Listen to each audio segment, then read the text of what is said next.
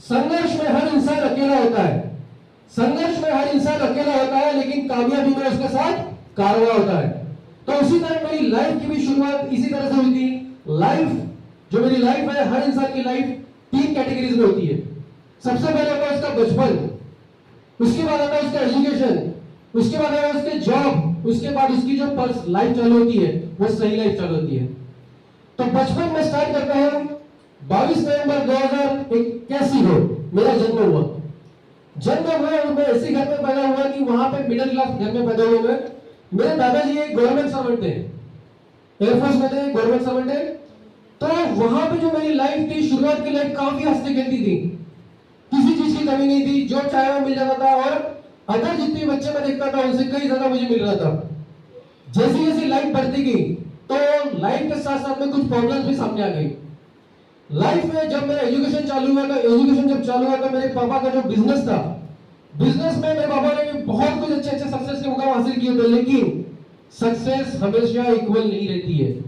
जिस तरह हमारा लाइफ का ईसीजी चार्ट स्ट्रेट नहीं होता है, उसी तरह लाइफ में सक्सेस, खुशियां, दुख, गम ये एक जैसे नहीं होते, हमेशा ऊपर नीचे होते रहते हैं। जिस तरह ईसीजी का चार्ट अगर स्ट्रेट हो गया, ऊपर नीचे नहीं हो रहा, स्ट्रेट हो गया, तो हम लोग क्या बोलते हैं? इंसान जिंदा है कि मर गया? क्या बोलेंगे?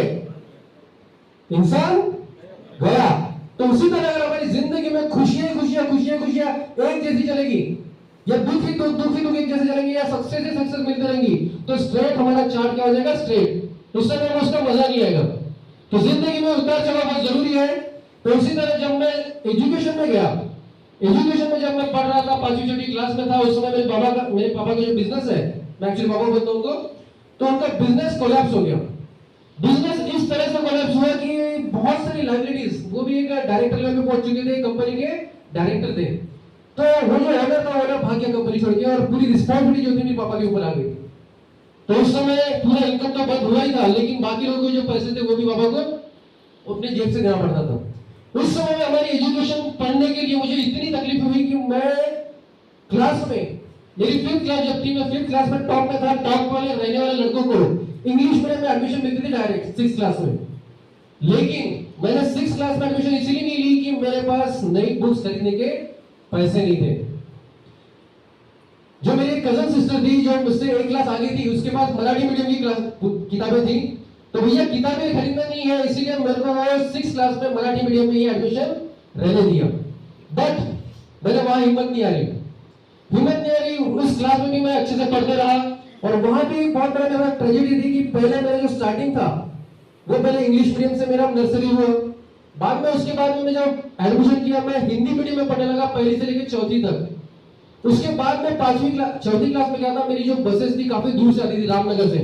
मेरा घर था दावा में, आने के लिए बसेस नहीं मिलती थी हमको, 9 10 बच्चे थे, कभी कभी बस नहीं मिलती थी, तो पापा को कभी कभी साइकिल या गाड़ी से मुझे लेने आना पड़ता था।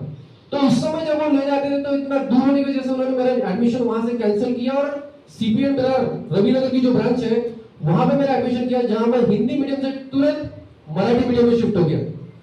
तो दोस्तों आप समझ सकते हैं कि कितने सारे चेंजेस मेरे लाइफ में हो रहे थे उस समय।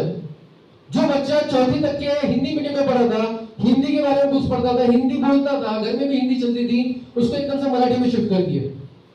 भले मैं मराठी हूँ, महाराष्ट्र हूँ, लेकिन मेरे को उस समय मराठी में अनकंफर्टेबल था। मैं बहुत सारी बातें जो होती थी, टीचर्स थे वो पढ़ाते थे मराठी में, तो बहुत सारी बातें मेरे सर पे से जाती थी। उसके बाद में उस 6th क्लास में हमारे बहुत ही डेंजर ऐसे टीचर थे मैथ्स के, जो भी मैथ्स नहीं आता था उन्होंने इतना चिल्लाते थे, इतना मारते थे कि एक लड़की थी हमारी मुंबई से आई थी, नई मेरे साथ में, उसका भी नया एडमिशन था, उसको उन्होंने बहुत मारा था। तो उसको देख के मैं इतना डर गया कि मैं स्कूल जाना ही बंद कर दिया मैंने। मेरी तबीयत खराब हो गई, मैं फ्रस्ट्रेशन में चला गया, मैं बोलता था स्कूल जाऊंगा ही नहीं, मेरे को स्कूल के नाम से ही डर लगता था। लेकिन देखिए, माँ एक नाम है दुनिया में, माँ एक ऐसा नाम है जो कि आपके हर डर को, हर बीमारी को, हर गलतियों को संभाल लेती है। वैसी मेरी माँ है जिन्होंने मुझे तो सपोर्ट दिया, उन्होंने मेरा आत्मविश्वास बढ़ाया, बेटा तू कर सकता है, तू कर सकता है, मराठी हो, हिंदी हो, इंग्लिश हो, कुछ भी है तू कर सकेगा। उनके कॉन्फिडेंस की वजह से मैंने फिर से मराठी मीडियम में एडमिशन चालू कर दी, कंटिन्यूस पढ़ना चालू किया। पहला महीना, दूसरा महीना, 6 महीना काफी डिफिकल्ट गया मेरा, मुझे कुछ नहीं समझ सकता, मैं लास्ट बेंच पे बैठता था और समझने की ट्राई करते रहता था यार कुछ तो समझ जाए। 6 महीने तक मेरे मार्क्स बहुत लो कैटेगरी में आते थे, लेकिन हिम्मत वहां भी नहीं आ रहा, मैं हिम्मत वहां भी नहीं आ रहा। मैंने कंटिन्यूस अपना स्ट्रगल चल रहा था, 10-10 12-12 घंटे पढ़ रहा था मैं। अब पढ़ना, यहां भी डिफिकल्टीज। हमारी थी जॉइंट फैमिली, जॉइंट फैमिली होने की वजह से मुझे घर में भी पढ़ने के लिए जगह नहीं मिलती थी, क्योंकि जहां बैठे वहां कोई ना कोई रहता था। तो मैं क्या करता था, मैं बुक्स और बैग वगैरह लेके, हमारे आजू बाजू में कंस्ट्रक्शन चल रहे थे नए वाले, जो घर खाली पड़ा रहता था वहां जाके बैठता था एकांत में, गर्मी हो बारिश हो कुछ भी हो वहां जाके पढ़ते रहता था। एक दिन वैसे ही मेरे घर के बाजू में एक खाली घर पड़ा हुआ था, फिर मैडम का है, वहां बैठ के मैं गेट से छलांग मारा और अंदर जाके बैठ गया था कि कोई है नहीं, पढ़ लूंगा। लेकिन उतने में मैडम आ गई, मैडम ने मुझे देखा, तू अंदर कैसे गया, घर के कंपाउंड के अंदर कैसे गया, तू कुछ चोरी करने की हिसाब से आया होगा। उसने मुझे बोला चोर। दिल में इतना ज्यादा खटका, मुझे इतना ज्यादा खटका, यार ऐसा किसी के साथ होना नहीं चाहिए।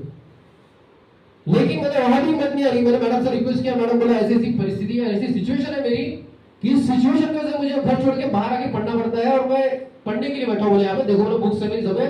तो मैडम ने मुझे बोला ठीक है बेटा, तेरे को कभी भी लगे चाबी लेके जाना और बैठना अंदर। आज वो मैडम इतना प्राउड करती है मुझ पर कि मैं एक इंजीनियर बना। इंजीनियर बनने के बाद एक अच्छा इंसान, एक मार्केट में, एक अपने एरिया में एक अच्छा ऐसा मेरी पर्सनालिटी है कि मुझे कोई भी नाम से पूछेगा तो बता देगा कि ये पर्सन कौन है। तो दोस्तों हर प्रॉब्लम्स हर किसी की जिंदगी में होते हैं, लेकिन उससे घबराओ मत। मैं मोटिवेशनल स्टोरी इसीलिए बता रहा हूं कि प्रॉब्लम्स, ऊंच नीच, तकलीफें आती रहेगी, इसको पार करके आपको आगे बढ़ना है, ठीक है।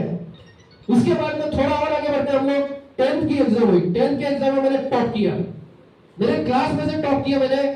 टॉप करने के बाद में पापा ने सोचा यार इसको क्या किया जाए, इसको आगे क्या पढ़ाया जाए। बच्चा होशियार है, पढ़ने लिखने में अच्छा है, पैसे थे नहीं, तो उनको पता चला कि यार मार्केट में इंजीनियरिंग पॉलिटेक्निक करने के लिए स्कॉलरशिप मिलती है, और मैं एससी कैटेगरी से हूं, तो मुझे स्कॉलरशिप मिली। तो मुझे स्कॉलरशिप मिल के मैं वो पॉलिटेक्निक में एडमिशन किया। मुझे पॉली क्या होता है कोई पता नहीं था। पापा ने बोला पढ़ना है तो पढ़ना है, मैं चलेगा पॉलिटेक्निक। मुझे लगता था पॉलिटेक्निक यानी पॉलिटिक्स, बोला यार मुझे पॉलिटिक्स में क्यों डाल रहे हैं लोग, मुझे तो पॉलिटिक्स का एबीसीडी कुछ नहीं आता, क्या उसमें मुझे इंटरेस्ट भी नहीं है। जब डालने के बाद मुझे पता लगा कि पॉलिटेक्निक यानी होता है इंजीनियरिंग। अब भैया पहले हिंदी, फिर उसके बाद में मराठी, और पॉलिटेक्निक हो गया पूरे इंग्लिश में। ये लो फिर प्रॉब्लम्स आ गया, फिर प्रॉब्लम्स का पहाड़ खड़ा मेरे सामने।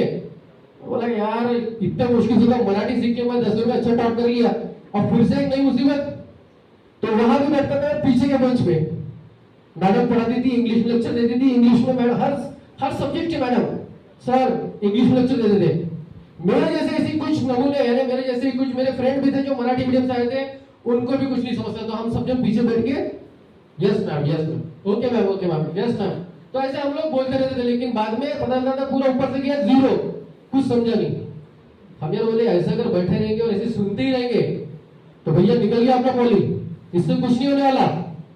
तो हम लोगों ने हिम्मत की और रिक्वेस्ट जाके जो सर मैडम थे, प्रिंसिपल थे, उनसे रिक्वेस्ट की, मैडम सर हम लोग मराठी मीडियम से आए हुए हैं, हमारा इंग्लिश बहुत वीक है, इंग्लिश कुछ नहीं समझता है, ये सर लोग जो पढ़ाते हैं वो हमारे पूरे सर पे जा रहा है।